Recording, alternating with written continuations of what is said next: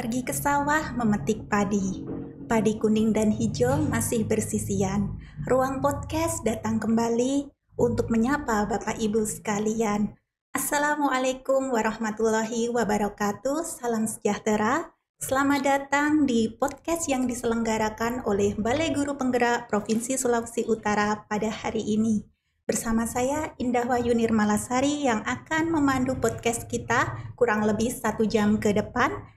Kita akan berbincang-bincang dengan narasumber hebat yang sudah hadir di ruang podcast Balai Guru Penggerak Provinsi Sulawesi Utara. Hari ini kita kedatangan 2 narasumber hebat yang erat kaitannya dengan topik yang akan kita bahas pada hari ini. Yang pertama ada Bapak Rendra Yuwana Wahyu Utomo. Salam. Beliau adalah Kepala Cabang Penerbit Erlangga Manado. Apa kabar hari ini, Pak? Baik, Ibu Indah. Boleh disapa penonton yang menyaksikan siaran hari ini, Pak? Halo, salam para pemirsa podcast BGP yang kami muliakan. Salam dari Penerbit Erlangga untuk kita semua. Baik, terima kasih.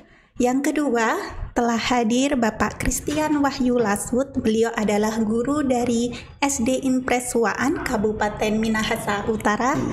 Dan beliau adalah seorang penulis buku. Karya-karya beliau diantaranya ada 101 Humor Kece tahun 2010, kemudian 63 Permainan Tematik tahun 2015.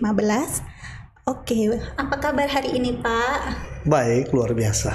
Oke, bisa disapa juga Pak penonton yang menyaksikan siaran hari ini? Ya, saya ingin menyapa seluruh guru-guru hebat di se-Indonesia, khususnya di Sulawesi Utara. Mari kita sama-sama ikuti podcast hari ini bersama BGP Provinsi Sulawesi Utara.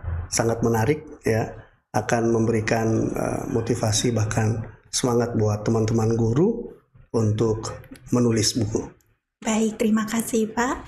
Nah, mungkin Bapak Ibu bertanya-tanya apa yang akan kita bahas pada podcast hari ini. Kita akan membahas terkait guru menulis dan menerbitkan buku di era digital.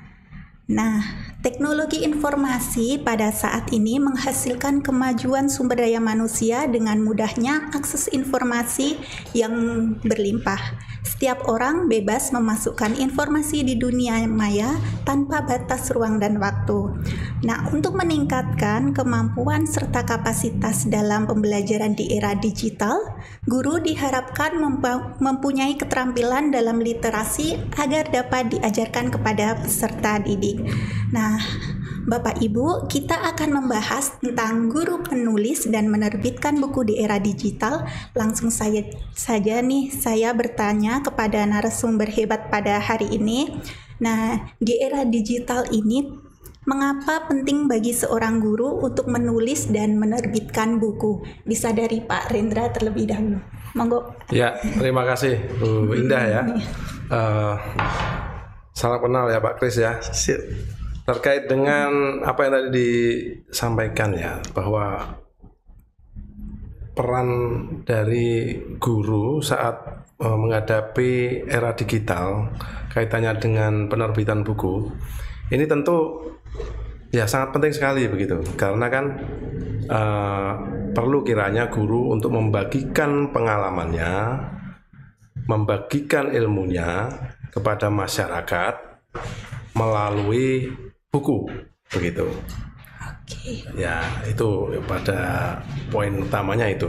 Kemudian juga selain itu perlu kiranya dengan menerbitkan atau menulis sebuah buku itu juga membangun reputasi diri dari guru tersebut sebagai tenaga ahli pendidikan kan.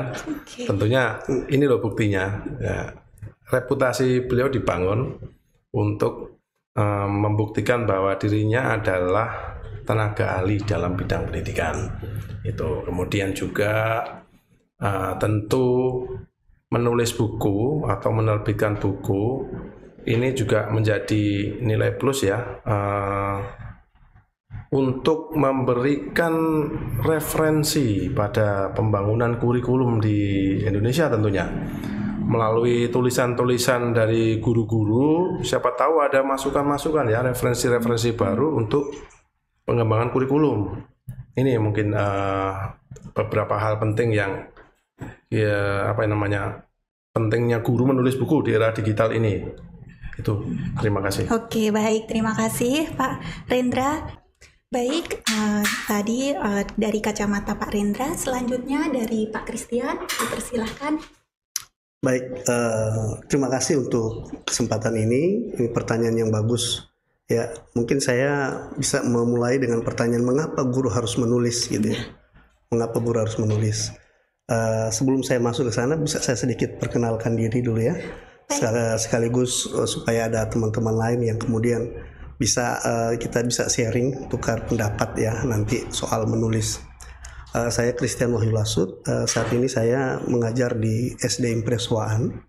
Kemudian aktivitas lainnya saya sebagai dosen di Sekolah Tinggi Agama Kristen Apolos Manado, dan saya juga sebagai dosen di STT Parakletos Tomohon, juga menjadi guru pamung di Universitas Negeri Manado. Dan keseharian saya juga mencakup dengan terus menulis ya, dan kemudian menulis adalah menjadi satu bagian dari gaya hidup saya sebagai seorang pendidik. Nah, berangkat dari pertanyaan tadi, maka saya ingin memberikan satu penjelasan mengapa guru harus menulis. Sebenarnya pada pasal 1 ayat 1 dalam Undang-Undang nomor 14 tahun 2005 tentang guru dan dosen, di sana sudah dijelaskan bahwa guru adalah pendidik profesional, di mana tugasnya adalah untuk mendidik, mengajar, membimbing, mengarahkan, melatih, menilai, dan seterusnya. Nah, saya ingin garis bawahi bahwa undang-undang ini mengatur guru harus mengembangkan kemampuan profesionalismenya, gitu ya. Dan kemampuan profesionalisme ini kemudian berkaitan dengan pengembangan kompetensi dari seorang guru secara total. Karena guru adalah profesi, sehingga secara total guru harus mengembangkan profesionalismenya. Itu mengapa guru harus menulis. Kemudian diperkuat dengan Permenpan RB nomor 16 tahun 2009 tentang jabatan fungsional guru dan angka kreditnya, di mana guru atau seorang guru wajib menulis buku atau karya tulis ilmiah dan lain-lain untuk naik pangkat dan karir. Nah, di sini profesi guru ini menulis itu bukan pilihan, tetapi sebuah kewajiban, gitu ya. Itu yang harus dipahami dulu, bahwa menulis adalah sebuah kewajiban. Kemudian bagaimana nanti dampaknya, manfaatnya, tentu dia akan berkembang ketika dia melatih terus kemampuannya, ketika seorang guru terus memberikan input ya terhadap orang lain, juga dia mendapatkan masukan dari informasi-informasi yang ada, baik dari pelatihan, workshop, dan seterusnya. Itu dia mampu mengembangkan kemampuannya, dan dia harus menulis sebuah karya, gitu ya. Itu dasarnya mengapa guru. Beda kalau dia bukan guru ya, itu berarti lain lagi ceritanya. Ini karena materinya tentang kenapa guru harus menulis, kan memang diatur dalam undang-undang guru harus menulis gitu. Itu dulu dari saya. Oke, baik. Luar biasa sekali, lengkap sekali jawaban dari Pak Christian. Nah, Bapak Ibu sekalian, kita akan lanjut membahas lebih dalam lagi tentang guru menulis dan menerbitkan buku di era digital. Kita akan jeda terlebih dahulu, jangan kemana-mana, kami akan kembali sesaat lagi.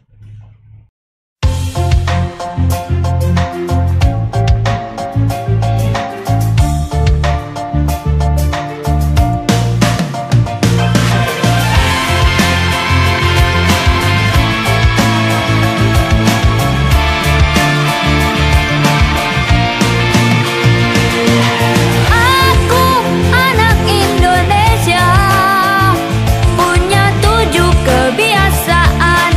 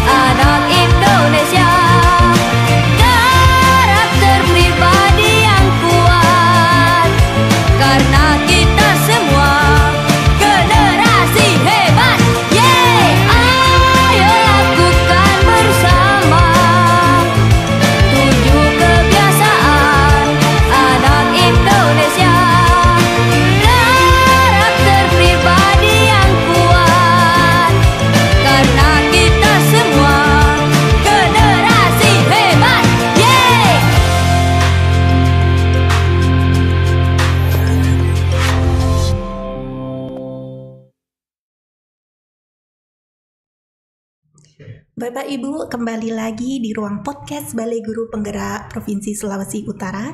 Kita akan melanjutkan perbincangan dengan kedua narasumber, masih membahas seputar guru menulis dan menerbitkan buku di era digital. Nah, Bapak Ibu guru, menjadi seorang guru adalah pekerjaan yang mulia dan penuh dedikasi. Namun di tengah kesibukan mengajar dan tugas-tugas administrasi lainnya, seringkali sulit untuk menemukan waktu dan inspirasi untuk menulis. Padahal menulis dapat menjadi sarana yang ampuh bagi guru untuk berbagi pengalaman, refleksi, dan inovasi dalam dunia pendidikan. Mungkin saya akan bertanya ke Pak Christian. Iya. Beliau ini karena dari unsur guru dan beliau ini penulis. Saya ingin bertanya Pak, bagaimana seorang guru dapat menemukan ide-ide segar untuk menulis di tengah kesibukan mengajar ini Pak? Oke, baik, terima kasih. Ini pertanyaan yang menarik ini. Ini menjadi satu tantangan bagi seorang guru karena biasanya menulis itu selalu dimulai dengan sebuah ide. Nah, sebenarnya untuk menemukan ide untuk menulis itu ada banyak indikator atau bisa menemukan dari berbagai sumber. Pertama, dari diskusi antar guru. Ya, ketika guru sedang kesulitan menemukan satu metode pembelajaran, kita sebenarnya sedang menemukan satu ide untuk menulis metode yang kreatif di situ. Contoh ya, buku ini 63 permainan tematik ini saya tulis dari pada saat muncul masalah ketika mereka sulit untuk menerapkan kurikulum 2013 waktu itu. Ini saya tulis 2013, tapi dalam proses editing dia terbit 2015. Cukup lama. Karena memang terjadi kegelisahan bagaimana menerapkan K13, bagaimana tematik itu seperti apa. Ya, tidak hanya guru, pengawas juga sekarang mau melakukan evaluasi juga seperti apa penerapan tematik ini seperti apa. Yang namanya tematik tetapi di kelas mata pelajaran gitu. Mereka bingung. Nah, dari kebingungan ini sebenarnya kita bisa menemukan ide untuk membantu seperti tadi Pak Rendra bilang menjadi inspirasi buat orang lain. Akhirnya saya menulis buku namanya 63 permainan tematik. Sengaja saya tulis 63 permainan tematik karena permainan ini dekat dengan pembelajaran guru sekolah dasar. Saya menggunakan judul yang terlalu ilmiah untuk guru-guru sekolah dasar, nanti terlalu rumit. Nah, di sini 63 permainan tematik, satu permainan itu bisa memiliki muatan pembelajaran lebih dari satu. Dan ini bisa dimodifikasi dan seterusnya. Ini salah satu contoh. Dan akhirnya ini bisa membantu dan terbit secara reguler. Mohon maaf, ini dari penerbit Andi Yogyakarta dan sudah terbit di seluruh Indonesia dan dipergunakan pada saat kurikulum 2013 sangat membantu untuk rekan-rekan guru. Kemudian yang kedua, menulis idenya dari mana? Bisa dimulai dari sesuatu yang dia sukai, sesuatu yang menjadi hobi dia, gitu ya. Karena begini, di dalam penulisan dari pengalaman saya sebagai seorang penulis, bahwa yang paling menantang sebenarnya adalah bagaimana kredibilitas seseorang diakui oleh seorang penerbit. Karena ketika menulis, dari gaya bahasanya, penulisannya, kemudian itu masuk dalam editor itu tidak gampang. Tidak gampang untuk masuk secara reguler. Kalau kemudian kita istilahnya ada dua cara kan untuk menerbitkan buku ya, kita kerjasama gitu, tapi ini menerbitkan secara reguler, kirim dan waktu yang begitu lama, dan untuk masuk ke sana itu diplototin benar-benar oleh reviewer dan tidak gampang gitu ya. Sehingga saya memulai dari yang saya sukai dulu. Saya orangnya humoris gitu ya, sehingga saya menulis ini buku pertama di tahun 2010, 101 humor kece gitu. Ini menantang saya untuk walaupun ini menulis mudah, tapi bagaimana membuat sebuah dialog, bagaimana tanda baca yang harus baik dan lengkap gitu ya.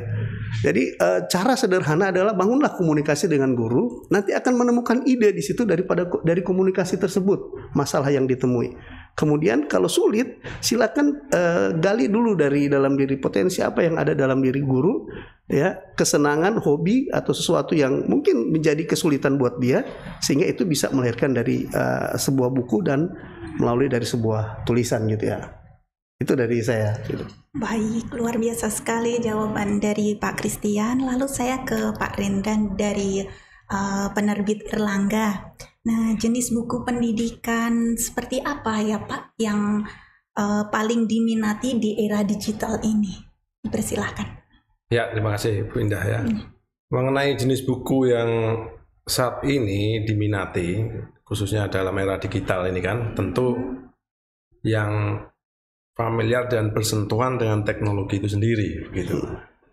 Nah, kalau sekarang kita mendengar namanya produk e-book, ya kan? Kalau beberapa tahun yang lalu memang sudah mulai dibangun ya, khususnya di Indonesia, dan penerbit-penerbit besar seperti Erlangga dan yang lain tentu juga mengembangkan ini. Ya, itu salah satu produk yang diminati, buku yang diminati yang bersentuhan ataupun yang memiliki unsur teknologi, ya, e-book. Namun demikian, e-book ini juga memiliki tantangan. Kenapa? Karena sejauh pengalaman kami, sekolah ataupun user yang menggunakan e-book ini juga ternyata menghadapi kendala begitu. Ya, pernah saya mengalami di Palembang waktu itu. Ada waktu saya main di toko buku begitu ya. Ini berbagi pengalaman aja. Saya ketemu dengan siswa yang dia membawa produk e-book begitu, vouchernya biasanya berbentuk voucher, ada kan e-book yang berbentuk voucher berlangganan seperti itu. Kebetulan juga dari Erlangga ya. Kemudian waktu itu kita tanya karena si anak ini mencari produk printoutnya, bukunya Pak Chris. Setelah kami tanya dari sekolah mana, dia sebutkan sekolahnya. Memang kami tahu sekolah itu memang menggunakan e-book begitu. Iya. Namun di toko Gramedia itu dia mencari buku printoutnya dari e-book ini, ya, fisiknya, ya seperti itu. Waktu kami tanya, kenapa beli buku fisiknya? Disuruh papa gitu. Ya waktu itu bapaknya nongol gitu kan. Iya mas, memang saya nggak mau anak saya ini terlihat terus mantengin HP begitu. Jadi memang beliau mengharapkan bahwa pihak sekolah itu juga menyediakan buku cetaknya gitu loh. Kalau walaupun sudah menggunakan e-book, tapi please harus ada nih, buku cetaknya juga harus ada. Karena saya nggak ingin ini anak ini mantengin HP terus gitu loh. Nah itu ada dua family ya. Ternyata yang satu masalahnya berbeda. Yang satu masalahnya adalah rebutan gadget. Ya jadi ini memang ini sebuah fenomena di mana memang menggunakan buku digital itu juga pilihan. Kita serahkan ke pasar ya. Kita user ini mau menggunakan yang mana. Karena walaupun memakai buku digital, mereka juga tetap memerlukan buku cetaknya begitu ya. Jadi ini sepertinya selain buku digital, buku cetak juga masih tetap diminati ya, menjadi produk yang di era digital ini tetap dibutuhkan, apalagi sekarang ada kecenderungan back to basic begitu. Di negara maju bahkan kembali ke buku cetak Pak Chris, begitu kan? Nah, ini. Nah, selain buku digital atau e-book, juga kami melihat adanya kecenderungan kebutuhan akan buku-buku hybrid. Buku-buku hybrid ini adalah buku cetak, tapi dia memfasilitasi informasi-informasi yang bisa diakses melalui gadget begitu. Ya seperti di Erlangga juga sekarang kembangkan buku hybrid itu. Jadi di setiap bab, setiap subbab, ya kan, itu ada QR code. Sehingga kalau misalkan diakses, maka user akan mendapatkan materi yang lebih begitu, baik berupa audiovisual dan juga materi-materi yang lain, platform-platform yang lain seperti itu, untuk menambah pengetahuan. Betul. Ya, ini yang saat ini kami kembangkan. Jadi buku-buku kami sekarang ya semua hybrid, hybrid begitu, untuk khususnya buku-buku pelajaran ya, gitu. Nah, selain buku-buku hybrid, juga saat ini sedang banyak sekali diminati, itu adalah audiobook begitu. Audiobook. Ya. Audiobook ini sangat-sangat diminati karena kecenderungan anak-anak masa kini lebih suka melihat video untuk belajar gitu. Nah, audiobook ini memfasilitasi itu. Jadi berupa buku yang mengeluarkan suara, kemudian juga ada visualnya, ada filmnya, ilustrasinya seperti itu. Betul. Ini sangat cocok sekali untuk peserta didik yang mengalami disabilitas. Contohnya misalkan hanya bisa melihat, tidak mau mendengar atau sebaliknya ya. Itu audiobook ini sangat membantu. Nah, ini kami sedang kembangkan juga ya. Produk-produk kami sekarang juga sudah canggih lah seperti itu. Salah satunya audiobook ini juga kami kembangkan begitu. Selain itu video pembelajaran. Nah, jadi pembelajaran sekarang ini sangat berkembang sekali metodenya, karena kita lihat kecenderungan anak-anak muda, anak-anak kita sekarang lebih cocok belajar melalui YouTube, ya kan? Nah, kita juga harus harus punya solusi gitu kan? Mengikuti perkembangan. Ya, kalau hanya mengandalkan platform YouTube, belajar mengenai perekonomian misalkan. Konsistensi anak ini kan juga perlu diwaspadai ya. Baru 5 menit buka yang lain. Nah, ya kan? Nah, ini tantangannya di situ. Tapi yang jelas video pembelajaran itu menjadi kebutuhan dan sepertinya sangat-sangat cocok untuk belajar anak-anak masa kini begitu. Nah, kami juga mengembangkan sebuah platform video pembelajaran yang mana di platform tersebut kita bisa mengakses video pembelajaran seperti yang biasanya dibuat oleh guru-guru, Pak Kris ya. Yang tentu menyita waktu guru ya untuk membuat video pembelajaran kan nggak gampang nih. Nah, itu kami buatkan, kami ada ya. Di situ ada video pembelajaran, setiap mapel ada, kemudian ada film pengetahuan seperti National Geographic seperti itu. Jadi isinya terkait dengan subjek-subjek yang sedang dieksplor oleh siswa itu. Kemudian juga ada film studi kasusnya di situ. Ya, mengenai problematika yang ada di Indonesia, contohnya mengenai sampah. Ya kan, itu ada filmnya sendiri. Nah, kemudian setelah melihat video pembelajaran tersebut akan bisa diakses worksheet-nya, lembar kerjanya begitu, untuk bahan evaluasi. Nah, itulah model pembelajaran yang saat ini kami kembangkan karena melihat minat dari masyarakat begitu ya. Selain itu juga tentu buku-buku yang bertemakan hal-hal yang menjadi trending isu sekarang kan. Nah, mengenai ekonomi, bisnis, tuh, ya kan. Sekarang mulai ada kripto, bisnis kripto, lah macam-macam lah. Nah, buku-buku dengan tema-tema trending isu itulah yang sekarang diminati. Kemudian tentang kesehatan, bahkan mungkin saya nggak melihat yang politik ya, walaupun sangat diminati sepertinya bukunya jarang banget ya Pak Kris ya. Seperti itu ya. Jadi yang juga membantu buku-buku yang membantu mengembangkan keterampilan di abad 21, itulah yang paling diminati.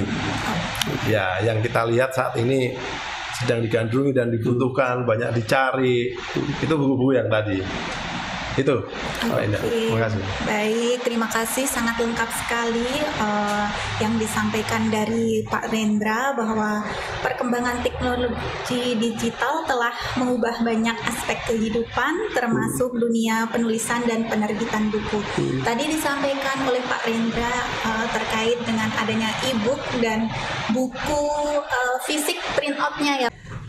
Baik, luar biasa sekali jawaban dari Pak Rendra. Terima kasih Pak. Terima kasih Bu. Sama-sama. Dari perkembangan teknologi digital telah mengubah banyak aspek kehidupan, terutama di bidang percetakan dan penerbitan buku. Nah, saya mau tanya nih kepada Pak Christian, dari unsur guru dan sebagai penulis buku, apa perbedaan dan keuntungan menulis buku di era digital dengan era lama, Pak? Oke, baik, terima kasih. Sebelum saya menjawab, ini saya merespon penjelasan tadi dari Mas Rendra ya, bahwa memang perlu diketahui di dalam pembelajaran itu ada yang namanya gaya belajar gitu ya. Jadi jangan heran kalau ada anak yang audiovisualnya bagus, ada yang nggak suka lihat tapi suka mendengar gitu ya. Nah, ada gaya belajar yang dimiliki setiap anak dan mereka berbeda gitu ya. Yang pertama ada gaya belajar audiovisual gitu ya, di mana anak lebih suka melihat tayangan rupa LCD, video gitu ya. Mereka lebih tertarik seperti itu gitu ya. Kemudian ada gaya belajar yang namanya auditori. Di sini mereka mengandalkan pendengaran gitu ya. Mereka lebih suka ada guru yang ngajar ya menggunakan metode ceramah. Kemudian lebih senang dengan mendengarkan seperti audio tadi dengan buku yang didengar gitu ya, pakai rekaman dan seterusnya. Kemudian ada yang gaya belajar yang ketiga adalah kinestetik. Ini gaya belajar kinestetik ini adalah gaya belajar yang mengandalkan gerakan fisik. Coba lihat kalau anak sudah ada ice breaking, mereka senang, semangat. Jadi di kelas sebagai seorang guru bisa melihat gaya belajar anak didik kita itu seperti apa. Jadi kalau kemudian ada siswa yang lebih memilih buku cetak ya berarti bisa saja dia gaya belajarnya auditori, gitu ya. Kalau ada anak yang suka lebih baik pakai e-book kemudian atau melihat visual film dan video pembelajaran, itu gaya belajar audiovisual. Kita nggak bisa paksakan gitu ya, karena mereka akan jenuh, bosan dalam gaya belajar yang berbeda sesuai dengan apa yang mereka miliki gitu ya. Nah, dalam pembelajaran di era digital sebenarnya ini kita sudah masuk pada tahap ketika pada masa COVID gitu ya, guru mau tidak mau dipaksa untuk memanfaatkan digital sebagai salah satu media dalam proses pembelajaran. Betul. Saya juga punya YouTube ya dalam pembelajaran namanya Kristal B3M. Kristal itu Christian Lasut, B3M itu belajar, bermain, bermakna dan menyenangkan. Dan sudah ada banyak video pembelajaran. Saya menggunakan berbagai macam platform yang saya gunakan dan bersyukur bahwa itu bermanfaat. Saya juga mengajar di KKG, guru-guru melatih mereka yang senior-senior bagaimana membuat video pembelajaran gitu ya. Kemudian di era digital juga sebenarnya cukup luas jaringannya. Bisa menulis melalui blog, bisa menulis melalui website gitu ya. Kalaupun secara digital, saya juga menulis online. Nah, berkaitan dengan bagaimana saya menyambung tadi juga ide-ide dan bagaimana kita bisa menulis, menemukan ide. Sebenarnya yang paling mudah adalah bagaimana kita menemukan atau mendapatkan isu-isu yang terkini. Contoh, pada tahun 2015 itu populer dengan revolusi mental. Saya menulis di salah satu media massa, perlukah revolusi mental? Itu kan sebenarnya judul yang provokatif gitu ya. Perlu nggak ini revolusi mental gitu ya? Kemudian di kurikulum 2013 pendidikan karakter saya juga menulis. Di situ judulnya adalah pendidikan karakter itu harus dilakukan. Itu ada di media massa saya tulis. Kemudian yang baru-baru sekarang juga ini ya, baru-baru sekarang ini kan lagi top yang deep learning full gitu ya. Saya nulis itu bisa dilihat di jurnal di media online. Perspektif deep learning full itu ya. Jadi itu bisa kita gunakan untuk memberikan informasi kepada rekan-rekan guru. Karena memang saya orang yang senang dengan menulis, jadi saya memanfaatkan baik media massa ataupun media online dan juga media cetak penerbit buku. Itu media apa saja kita gunakan untuk memberikan informasi yang berharga bagi seorang guru.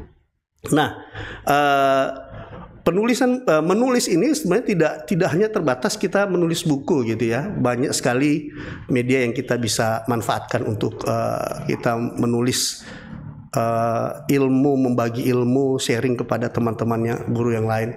Bisa dilihat di Google gitu ya, Bapak Ibu teman-teman juga di sini, guru-guru juga ada di rumah. Silahkan klik Christian Wahyu Lasut gitu ya. Di situ semua ada jurnal nasional, jurnal internasional, kemudian buku dari cetak, media mas, ada semua di situ ya. Kenapa?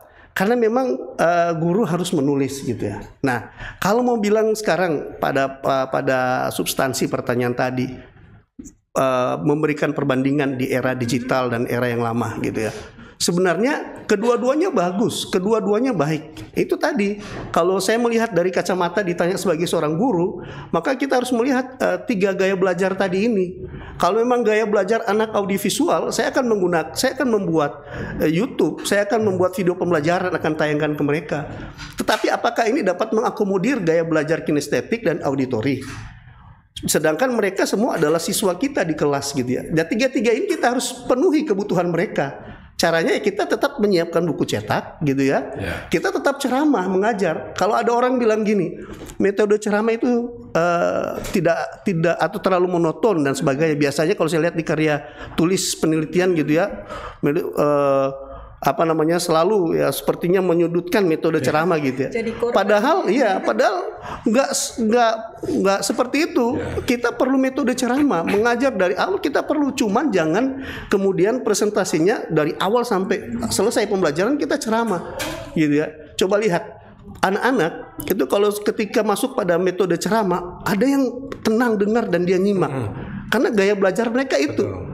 Dan yang aktif ya, saya katakan aktif di kelas itu mereka bukan gaya belajarnya seperti itu. Coba kita buat ice breaking, yang aktif itu akan lebih dominan daripada yang diam, ya kan? Begitu juga dengan audiovisual. Yang audiovisual senang dengan warna-warni tampilan seperti itu. Nah, bagaimana kemudian ketiga kebutuhan ini kalau bilang apakah mereka berbeda dan dibedakan? Bisa, dan mereka berbeda, dibedakan. Caranya bagaimana kita mengakomodir ketika kebutuhan ini, maka kita mempersiapkan itu. Nah, dari Erlangga sudah dijelaskan mempersiapkan itu, baik secara audio, baik secara visual, baik secara buku cetak. Kalau ada anak tadi yang cari di toko buku, dia sudah punya audiovisual gitu ya, tapi maunya buku cetak gitu ya. Itu gaya belajar anak itu. Kalau saya orangnya auditori gitu ya, tapi saya juga senangnya audiovisual. Tapi saya juga kinestetik. Saya kalau nulis, orang lain kalau nulis itu harus tenang. Kalau saya enggak, di depan TV dipasang, di laptop bunyi lagu sambil mengetik. Bisa konsen. Artinya malah kalau saya terlalu hening, itu kadang-kadang buntu. Saya nggak tahu kenapa, tapi begitu. Nah, bagaimana kemudian cara kita memulai setelah mendapatkan ide? Nulis aja.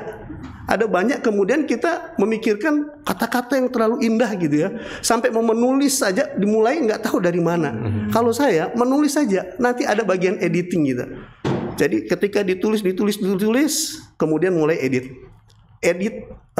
Reviewer yang paling baik itu adalah keluarga kita. Kalau saya selesai menulis, saya suruh baca istri, saya baca lagi. Kalau istri saya ketawa-ketawa, ada yang salah gitu. Kalau saya baca juga ada yang berarti ada yang salah. Saya review lagi di mana letaknya. Dan yang paling penting seorang guru harus menguasai bahasa Indonesia yang baik dan benar. Peletakan tanda baca itu harus tepat. Kalau kita mau masuk di penerbit yang profesional seperti Erlangga itu, pengalaman saya dari menulis, saya pertama kali saya tulis buku ya, itu saya sudah buat draftnya itu 4 tahun loh. Nulis ada 400 halaman, 4 tahun saya buat draft. Saya kirim di salah satu penerbit.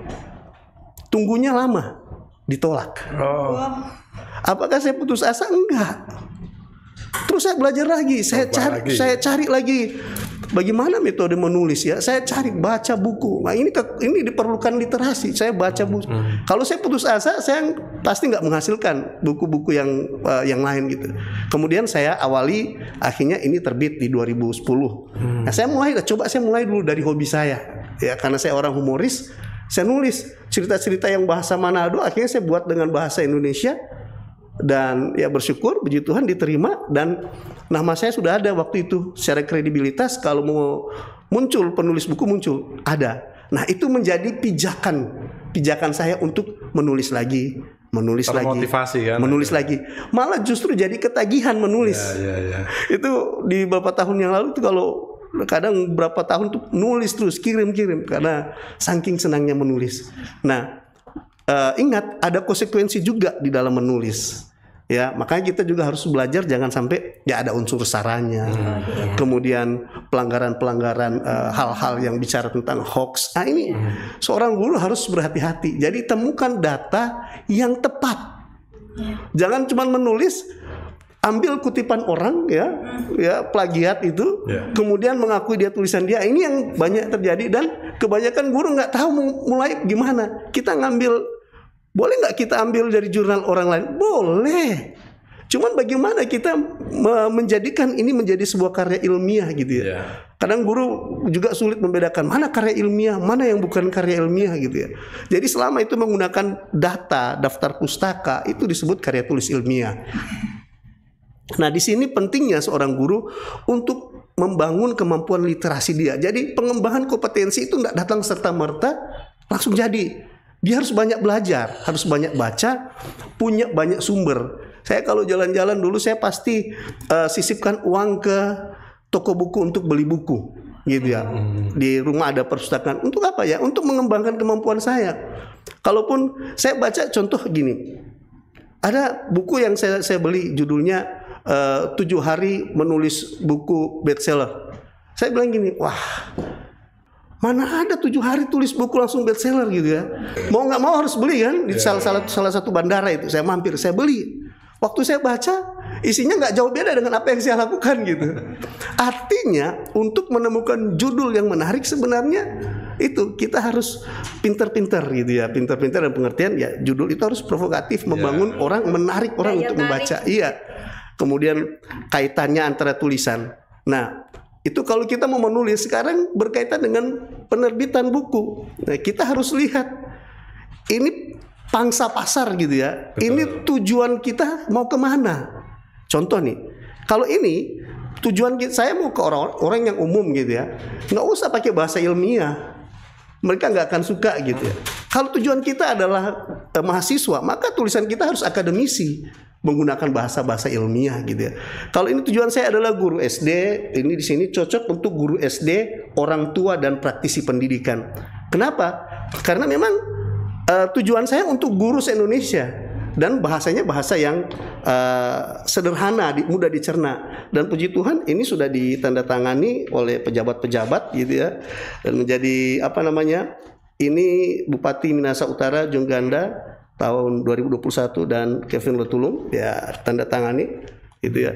Nah, ini saya bawa terus karena ini waktu Bupati Foni Penembunan tahun 2016 dia tanda tangan.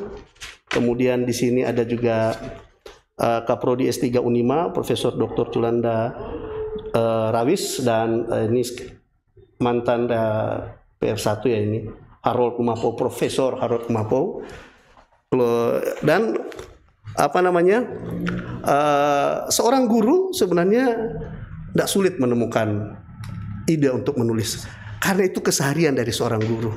Dan yang terakhir ini permainan tematik ini tesis saya ambil di Unima dan tesis saya berjudul metode permainan tematik. Artinya buku ini saya juga sudah tulis dalam bentuk karya tulis ilmiah dan masuk di perpustakaan Universitas Negeri Manado dan sudah menghasilkan tesis. Ya, jadi sekali lagi mari teman-teman guru nggak sulit untuk menemukan ide. Lihat dari situasi kondisi masalah yang ada. Nggak mungkin kita nggak menemukan ide untuk menulis buku.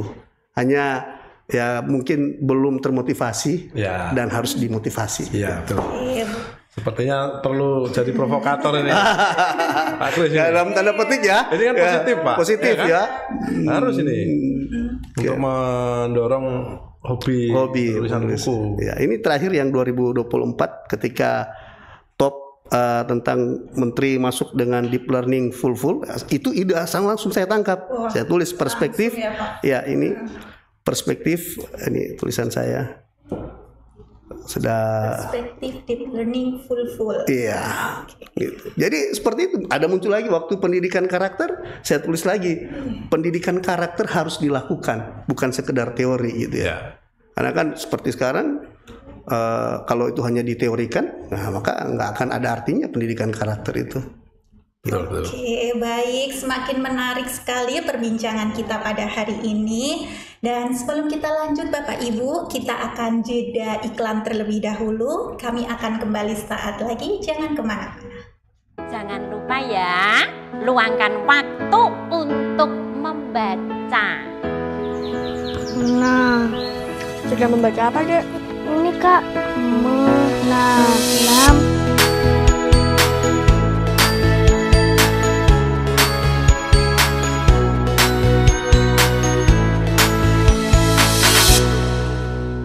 Buku-buku, baca-baca, buku baru. Baik Bapak Ibu, kembali lagi di ruang podcast Balai Guru Penggerak Provinsi Sulawesi Utara. Masih bersama saya Indah dan kedua narasumber hebat kita yang setia membersamai kita pada hari ini. Nah, tadi Pak Christian sudah menyampaikan terkait motivasi kepada Bapak Ibu untuk memulai menulis. Memulai perjalanan menulis. Nah, dari Pak Christian sudah menginspirasi Bapak Ibu untuk menulis. Nah, kita akan bertanya kepada Pak Rendra selaku penerbit buku. Nah, bagaimana peran terutama di sini penerbit Erlangga dalam mendukung guru untuk menulis dan menerbitkan buku khususnya di era digital? Mungkin bisa disampaikan Pak langkah-langkah begitu. Oke. Persilakan. Ya, terima kasih Bu Indah atas pertanyaannya. Ini saya pikir pertanyaan yang penting terkait dengan peran penerbit ya untuk mendorong penulisan buku di era digital. Tentunya ini vital sekali, mengingat penerbit inilah yang menjadi fungsi fasilitator begitu. Kita tentunya harus memberikan support ya untuk para penulis ya, supaya buku-bukunya itu bisa diterbitkan begitu. Tentu kita akan memberikan asistensi, mulai dari bantuan editorial ya, support editorial kepada calon-calon penulis ataupun naskah-naskah yang ditulis. Itu kita selain untuk menerbitkan juga memberikan asistensi itu, asistensi editorial ya, dukungan teknis dan editorial ya kepada para penulis. Sehingga naskah-naskah tersebut memenuhi kriteria target pasar, memenuhi kriteria bisnis. Seperti itu. Kan kita teman-teman mau cari untung nih ya. Kami tentu memilih naskah-naskah yang kita anggap wah ini cocok banget ini. Segmen pasarnya ada ini. Lagi dibutuhkan banget gitu. Itu yang kami butuhkan. Nah, kami juga akan memberikan support terhadap peluang-peluang pasar. Kemudian bahkan kita akan membantu memberdayakan penulis-penulis itu supaya bisa menjadi penulis yang lebih hebat ya, melalui pelatihan-pelatihan ya, kemudian membantu juga proses karantina biasanya ada ya. Kalau penulis tim seperti itu menulis naskah, tentu harus ada timing yang khusus, tempat yang khusus supaya fokus sehingga naskah ini terbit tepat waktu begitu. Karena kita juga bekerja dengan waktu terbit supaya bisa dipasarkan.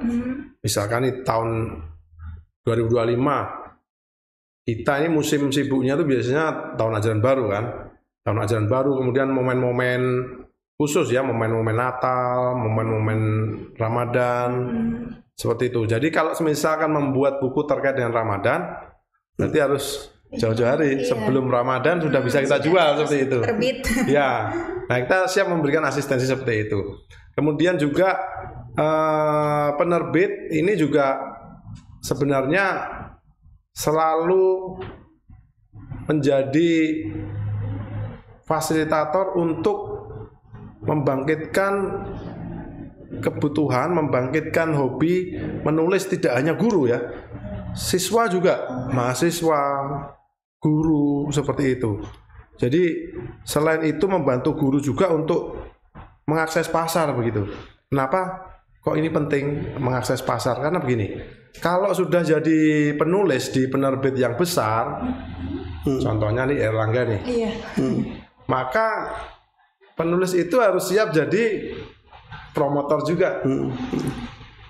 Pak Kris, kalau misalkan nanti ya kami berharap ada tulisan Pak Kris lah, ya kan, sehingga kami bisa membuat Pak Kris ini jadi narasumber yang mungkin dibutuhkan di wilayah Aceh terkait dengan buku terkait apa tadi tematik misalkan atau humor yang saat ini perlu tulis ya, seperti yang saat ini sedang tren itu adalah terkait dengan wawasan kebangsaan, bela negara.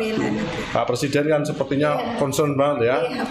Nah, selain itu juga turunan bela negara itu salah satunya adalah mengangkat mengangkat kearifan lokal, Pak. Nah, ini belum ada ya. Jadi saya hanya baru dengar ada konsep naskah terkait dengan sejarah Minahasa. Ini kan luar biasa, sejarah Minahasa. Banyak yang belum tahu loh sejarah Minahasa itu. Nah, kemudian kalau misalkan ada yang menulis sejarah Minahasa, diterbitkanlah di Erlangga misalkan, maka beliau harus siap jadi narasumber. Misalkan bedah buku ya. Kalau misalkan di Palembang membutuhkan narasumber terkait dengan sejarah Minahasa di seminar kearifan lokal misalkan, ya beliau harus siap membantu kami untuk jadi narasumber begitu.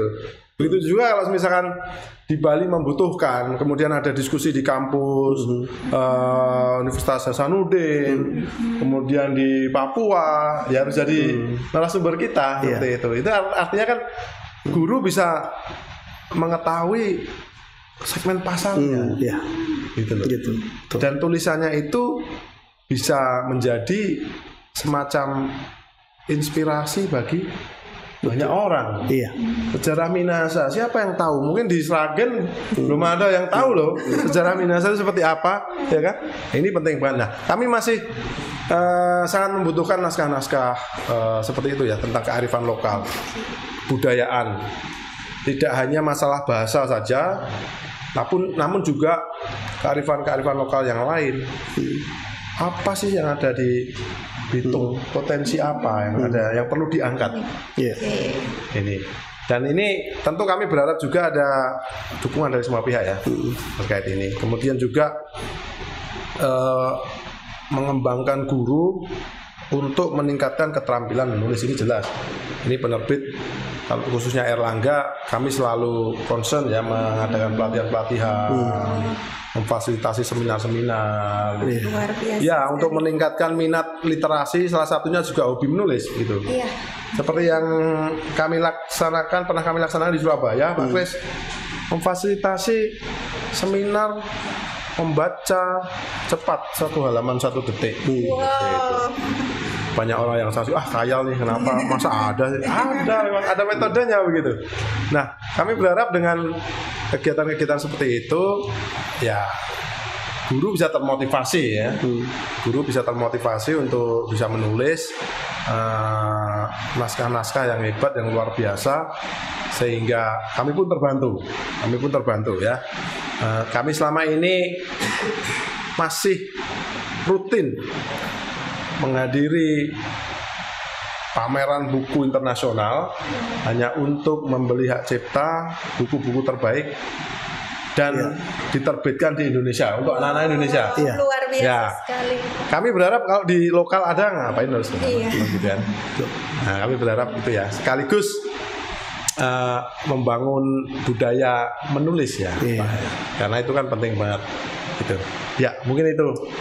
Baik, terima kasih Pak Hendra atas motivasinya kepada guru-guru di Indonesia, khususnya Sulawesi Utara. Luar biasa sekali jawaban dari narasumber hebat pada hari ini terkait guru menulis dan menerbitkan buku di era digital. Nah, saat ini sebelum diakhiri, saya ingin meminta closing statement dari masing-masing narasumber, yaitu apa yang menjadi harapan dari Bapak narasumber terkait penulisan dan penerbitan buku di era digital di Indonesia. Mungkin dari Pak Christian terlebih dahulu, dipersilahkan. Baik, terima kasih. Harapan saya tentu kepada semua guru di Indonesia, khususnya di Sulawesi Utara, mari mulai menulis. Karena dengan menulis kita sedang berbagi informasi, ya, membagi kebaikan terhadap orang lain. Saya selalu mengungkapkan kata berbagi kebaikan dengan apa? Dengan cara menulis. Karena ketika kita menyampaikan sesuatu melalui tulisan, dia akan tetap tercatat gitu ya. Kalau sekarang bahasanya ada rekam jejak digital, ya. Jadi kalau misalnya saya menulis dan itu bermanfaat dan menjadi berkat bagi orang lain, teman-teman yang ingin mencari data gitu ya, silakan klik di Google Scholar atau Google Cendekia, tulis nama saya, bisa menemukan tulisan-tulisan saya. Begitu juga dengan di Google dan di media online lainnya. Nah, tentu sebagai seorang guru, sekali lagi di awal saya katakan bahwa tidak lepas dari menulis, karena itu adalah bagian dari karya dan karir kita sebagai seorang guru. Nah, yang lebih lagi dari tidak hanya sekedar karir dan karya, karena Pramudia Anantatur mengatakan bahwa orang boleh pandai setinggi langit, tetapi selama ia tidak menulis, ia akan hilang dalam masyarakat dan dari sejarah. Jadi menulis adalah bekerja untuk keabadian, ya. Nah, kenapa saya menulis? Bahwa ini juga untuk menjadi sebuah inspirasi buat tentu anak-anak saya. Contoh begini ya. Kenapa sekarang kita juga masih bisa mendapatkan informasi buku padahal orangnya sudah tidak ada. Buku dari tahun 60-an, buku dari tahun 80-an. Karena mereka masih abadi dengan tulisan itu. Raga kita boleh mati, tetapi kita tetap hidup melalui tulisan. Raga kita boleh tidak ada, tetapi ide-ide kita, gagasan kita, ya, itu bisa hidup dan menjadi bermanfaat bagi orang lain. Ya, kemudian anak-anak saya nanti kalau mencari ayahnya gimana, sudah nggak ada, lihat aja bukunya, baca aja, gitu ya. Jadi bagi saya menulis tidak hanya sekedar karir, tidak hanya sekedar kita mengejar karya, tetapi bekerja untuk keabadian, gitu ya. Jadi jangan menunda menulis, mulailah menulis. Wow, luar biasa sekali Pak Christian. Luar biasa. Ya, lalu dari Pak Rendra, dipersilahkan. Oke, ya, harapan kami sebagai penerbit ya untuk Bapak Ibu guru serta dosen, kami sangat mengharapkan peran serta Bapak Ibu guru dan dosen untuk antusias dalam menulis, karena dengan menulis artinya kita bisa meningkatkan pendidikan negara kita melalui pengembangan buku-buku yang berkualitas. Kemudian melalui penulisan buku, kita juga sama halnya dengan membuat prasasti untuk generasi penerus kita. Karena buku merupakan prasasti masa kini. Kemudian juga dengan menulis, tentu kita akan membangun reputasi Indonesia dalam tradisi penulisan buku dan penerbitan yang kuat. Mari Bapak Ibu guru dan dosen, kita mulai menulis. Menulis kita mulai hanya dengan satu huruf, maka nanti akan berkembang menjadi kata.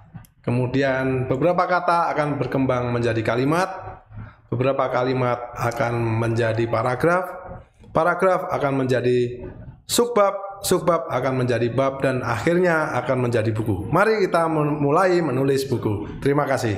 Wow, sungguh luar biasa diskusi kita pada hari ini. Dari perbincangan bersama Pak Rendra dan Pak Christian, kita semakin termotivasi untuk menulis dan menerbitkan buku, bahwa teladan guru akan menjadi salah satu daya tarik dalam pengembangan literasi di sekolah.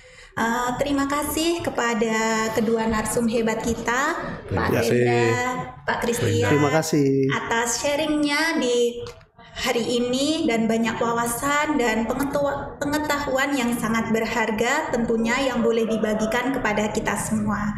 Semoga diskusi ini bisa menginspirasi Bapak Ibu di luar sana dan boleh mendapatkan manfaat dari perbincangan pada hari ini. Baik, sikap ramah nilai terpuji. Saya Indah pamit undur diri. Wassalamualaikum warahmatullahi wabarakatuh. Sampai jumpa di podcast selanjutnya. Ya.